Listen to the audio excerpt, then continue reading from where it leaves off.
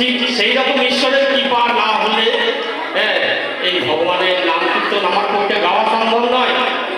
তার কৃপা না হলে শাস্ত্রে বলেছে আপন ইচ্ছায় কি কোটি বাঞ্ছা করে, কৃষ্ণের দেওয়া যে ফল সেই ফলই ধরে। এই অনুষ্ঠানটা আমাদের আলিগ্রামের পাশে কত আগ্রহ নিয়ে করেছিল, কিন্তু কি করলেন কাল থেকে ঝড় বৃষ্টি এমন ভাবে দিল যে তার ইচ্ছা তো কিছু করার নেই, আমি এটা করবো ওটা করবো, কিন্তু হচ্ছে সেই সময় মতো না হলে ইচ্ছা হবে না। হ্যাঁ, মালি সিঁচে সো ভরা মৌসুম ফল হয়। একটা বাগান রয়েছে, মালিক ঘরা ঘরা জল দিয়ে দিল, সঙ্গে সঙ্গে ফল ধরবে, সময় না হলে ফল হবে না। তাই আমরা যাবো একটা তাৎপর্যপূর্ণ আমার গুরুদেবের গুরুদেব যারা গাইছেন সেই বৃন্দাবন প্রবেশের গান।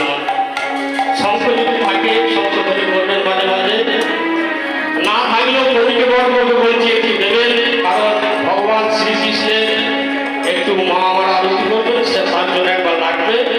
যাই হোক আমরা এবার যাই, চলুন সে বৃন্দাবনে। বৃন্দাবনে আমরা এইদিকে যেমন আমরা হচ্ছে নিতাই দেশের লোক নাকি লোক, নিতাই বাড়ি কোথায়?